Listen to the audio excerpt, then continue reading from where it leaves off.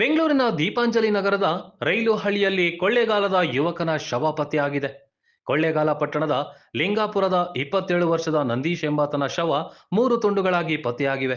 ಇದೀಗ ಯುವಕನ ಸಂಬಂಧಿಕರು, ಪೋಷಕರು ಕೊಲೆ ಶಂಕೆ ವ್ಯಕ್ತಪಡಿಸಿ ಕೊಳ್ಳೇಗಾಲ ಪೊಲೀಸ್ ಠಾಣೆ ಎದುರು ಪ್ರತಿಭಟನೆ ನಡೆಸಿದ್ದಾರೆ. ಮೊನ್ನೆ ರಾತ್ರಿ ಮೈಸೂರಿನಿಂದ ಕೊಳ್ಳೇಗಾಲಕ್ಕೆ ಬರುವ ವೇಳೆ ತನ್ನ ಪತ್ನಿ ಮೈ ಮುಟ್ಟಿದ್ದ ಎಂದು ನಂದೀಶ್ಗೆ ವ್ಯಕ್ತಿಯೊಬ್ಬ ಹಿಗ್ಗಾಮುಗ್ಗಾ ಥಳಿಸಿದ್ದಾನೆ. ನಂತರ ಬಸ್ ನಿಲ್ದಾಣದ ಬಳಿ ಮೂವರು ನಂದೀಶ್ ಮೇಲೆ ಹಲ್ಲೆ ನಡೆಸಿದ್ದಾರೆಂದು ಆರೋಪ ಮಾಡ್ತಿದ್ದಾರೆ. ನಂದೀಶ್ನನ್ನ ಅಟ್ಟಾಡಿಸಿಕೊಂಡು ಮೂವರು ವ್ಯಕ್ತಿಗಳು ಹೋಗಿದ್ರು. ನಂದೀಶ್ ಮನೆಗೆ ಬಾರದ ಕಾರಣ ದೂರು ನೀಡಲು ಪೊಲೀಸ್ ಠಾಣೆಗೆ ಪೋಷಕರು ಹೋಗಿದ್ರು. ಆದ್ರೆ ಪೊಲೀಸರು ದೂರು ದಾಖಲಿಸಿಕೊಳ್ಳದೆ ನಿರ್ಲಕ್ಷ್ಯ ವಹಿಸಿದ್ದಾರೆ. ನಿನ್ನೆ ದಿನ ಮೆಜೆಸ್ಟಿಕ್ ಯಶವಂತಪುರ ರೈಲು ಹಳಿಯಲ್ಲಿ 3 ತುಂಡುಗಳಾಗಿ ನಂದೀಶ್ ಶವ ಪತ್ತೆಯಾಗಿದೆ. ತಮ್ಮ ಮಗನನ್ನ ಕೊಲೆ ಮಾಡಲಾಗಿದೆ ಎಂದು ಪೋಷಕರು ಆರೋಪ ಮಾಡ್ತಿದ್ದಾರೆ. ಇನ್ನು ಆರೋಪಿಗಳನ್ನ ಶೀಘ್ರವೇ ಬಂಧಿಸುವಂತೆ ಆಗ್ರಹಿಸಿದ್ದಾರೆ. ನನ್ನ ಮಗನ ಫೋನನ್ನ ಸಿದ್ದಯ್ಯನಪುರದ ವ್ಯಕ್ತಿಯೊಬ್ಬ ತಂದುಕೊಟ್ಟು ಹೋದ ಅಂತ ಅನುಮಾನ ವ್ಯಕ್ತಪಡಿಸಿದ್ದಾರೆ. ಪ್ರಕರಣ ದಾಖಲಿಸಿಕೊಂಡು ತನಿಖೆ ನಡೆಸಿ ಆರೋಪಿಗಳಿಗೆ ಶಿಕ್ಷೆ ನೀಡುವಂತೆ ಒತ್ತಾಯಿಸಿದ್ದಾರೆ. ನಂದೀಶನ್ಗೆ ಫೋನ್ ಮಾಡಿದೆ 9:30 ಮನೆಗೆ ಬರ್ತೀನಿ ಅಂತ ಹೇಳಿದ್ರು. 9:30 ಫೋನ್ ಮಾಡಿದಾಗ ಅವರು ತೆಗಿಲಿಲ್ಲ. ಫೋನ್ ಅವ್ರ ಹತ್ರ ಇದ್ದಿದ್ರಿಂದ ಮತ್ತೆ ಅವರು ರಿಟರ್ನ್ ಫೋನ್ ಮಾಡಿದ್ರು.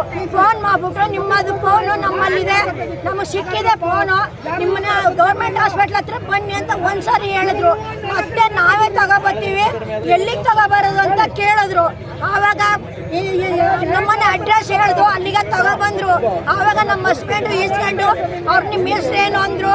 ನಾವು ಕೌಶಿಕು, ನಾವು ಸಿದ್ದಯ್ಯನಪುರದವರು, ನಿಮ್ಗೆ ಎಲ್ಲಿ ಸಿಕ್ಕಿತ್ತು ಫೋನ್ ಅಂದಿಗೆ ಬಸ್ ಸ್ಟ್ಯಾಂಡ್ ಅಲ್ಲಿ ಸಿಕ್ಕಿತ್ತು ಅಂತ ಹೇಳಿದ್ರು ಸರ್. ಅಷ್ಟೊಂದು ರಿವಾಸ ಹೋದ್ರು.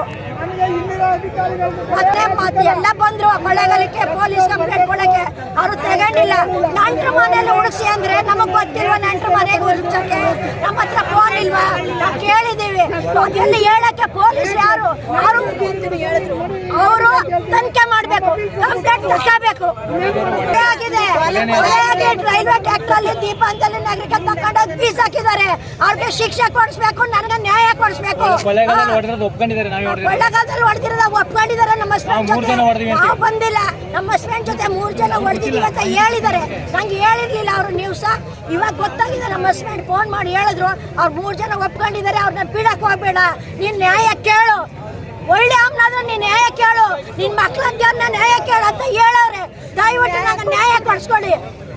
ನನ್ನ ಮಾನ ಕೊಲೆ ಮಾಡಿ ಏನ್ ತಪ್ಪಿಂದ ಕೊಲೆ ಮಾಡಿದ ಅದಕ್ಕೆ ಕಾರಣ ಕೊಡ್ಲಿ. ಅವನು ಇಲ್ಲಿರೋರ್ನ ಎಲ್ರನ್ನ ಕೇಳಿ, ನನ್ನ ಮಗ ಏನು ತಪ್ಪು ಮಾಡಿದಾನೆ ಅಂತ, ಅವ್ನು ಕೆಟ್ಟವನ ಅಂತ ಕೇಳಿ. ಎಲ್ಲ ಒಪ್ಕೊಂಡ್ರೆ ಅದನ್ನ ಕೇಸ್ ಮನ್ನಾನೇ ಮಾಡಿಬಿಡೋಣ. ನನ್ನ ಮಗನ ಗುಣಗಾರ ಕೇಳ್ಕೊಳ್ಳಿ, ಎಲ್ಲರೂ ರಕ್ಷಣೆ ಕೊಡಿ. ನಂಗೆ ನನ್ನ ಮಗನಿಗೆ ನ್ಯಾಯ ಕೊಡಿಸಿ. ನಾ ಸೇರ್ಕೊಂಡು ಬೇಡ್ಕೊತಿದ್ದೀನಿ ನನಗೆ ರಕ್ಷಣೆನ. ನನಗೆ ರಕ್ಷಣೆ ಬೇಕು, ನನ್ನ ಮಗ ಬೇಕು, ನನ್ನ ಮಗನ ಕೊಡಿಸಿ, ನನಗೆ ಶಿಕ್ಷೆ ಕೊಡಿ ಮಾತ್ರ. ಕೌಶಿಕ್ ಹೇಳಿದ್ರು, ಇಬ್ಬರು ಬಂದಿರೋ ಅವ್ರು ಒಬ್ಬರೇ ಹೆಸರು ಹೇಳಿದ್ದು ಸಿದ್ದಯ್ಯನಪುರದವ್ರು ಅಂತ, ಇನ್ನೊಬ್ರ ಹೆಸರು ಹೇಳಲಿಲ್ಲ. ರಿಟರ್ನ್ ಒಟ್ಟೋದ್ರು ಅವರು. ಈ ತರ ಮೋಸ ಮಾಡಿದ್ದಾರೆ ಅಂದ್ರೆ ಅವ್ರನ್ನ ನಾವು ಮನೆಯಲ್ಲೇ ಕೂರಿಸ್ಕೊಂಡು ನಾವು ಕೂಡಿ ಹಾಕ್ಬಿಡವು. ಏನೋ ಒಂದು ಕೃತಜ್ಞತೆಗೆ ಮೊಬೈಲ್ ಕೊಟ್ಟವ್ರೆ ಅಂತ ನಾವು ನಂಬಿಕೆ ಇಟ್ಕೊಂಡು ನಮ್ಮ ಮೊಬೈಲ್ ಇಸ್ಕೊಂಡು ಬಿಟ್ಕೊಟ್ಟಿದೀವಿ. ನಂಬಿಕೆಯಿಂದ ಬಿಟ್ಟಿರೋದು. ಹುಡುಗ ನಮ್ಮ ಅಕ್ಕನ ಮಗನೇ. ಆದ್ರೆ ಮೈಸೂರಿಂದ ಬರ್ಬೇಕಾದ್ರೆ ಕೆಳಗಡೆ ಇಳಿಬೇಕಾದ್ರೆ ಬಸ್ ಇಳಿಯಾಗ ಹೊಡೆದಿವೆ ಅಂತ ಹೇಳವ್ರೆ ಬೆಳಗ್ಗೆ ನೀವು ಅವರು ಸ್ಟೇಷನ್ ಅಲ್ಲಿ.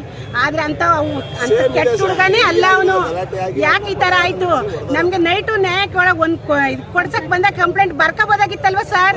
ಎಲ್ಲರೂ ಓದ್ಕೊಂಡೇ ಬರ್ತಾರೆ ಸರ್ ಬರೆಯಕ್ಕೆ. ಅವರು ಬರ್ಕೋಬೇಕಲ್ವಾ? ಯಾತಕ್ ಬರ್ತಾರೆ? ಕಷ್ಟ ಅಂತ ನ್ಯಾಯ ಕೇಳಕ್ಕೆ ಪೊಲೀಸರ ರಕ್ಷಣೆ ಮಾಡಿ ಅಂತ, ನಮಗ್ ರಕ್ಷಣೆ ಕೊಡಿ ಅಂತ ಕೇಳ್ತಾರೆ. ನಾವ್ರೆ ನೀವೇ ನೋಡಿ ನಾಳೆ ಬಂದು ಕೊಡಿ ಅಂದ್ರೆ ಏನ್ ಅರ್ಥ ಸರ್? ಅದಕ್ಕೆ ಹೇಳಿ. ನಾಳೆ ಬಂದ್ರು ಇದ್ ಮಾಡ್ಲಿಲ್ವಲ್ಲ, ಹಾಗಾದ್ರೆ ಏನ್ ಸರ್ ಹಾಗಾದ್ರೆ ಅರ್ಥ ಹೇಳಿ? ಹಾಗಾದ್ರೆ ನಮ್ಮ ಹುಡುಗ ಏನ್ ಅಂತ ತಪ್ಪು ಮಾಡಿದಾನ? ಏನು ಇಲ್ಲ ತಾನೆ, ಎಲ್ಲಾನು ಕೇಳಿ ಅವ್ನ ಎಂತ ಹುಡುಗ ಅಂತ. ನಮ್ಗೆ ಇವಾಗ ನ್ಯಾಯ ಬೇಕು ಅಷ್ಟೇ.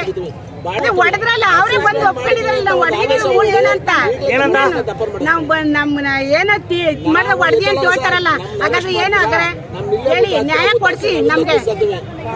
ಸಾಯಿಸಿ ತಗೊಂಡ ಬಿಟ್ಟವ್ರೆ.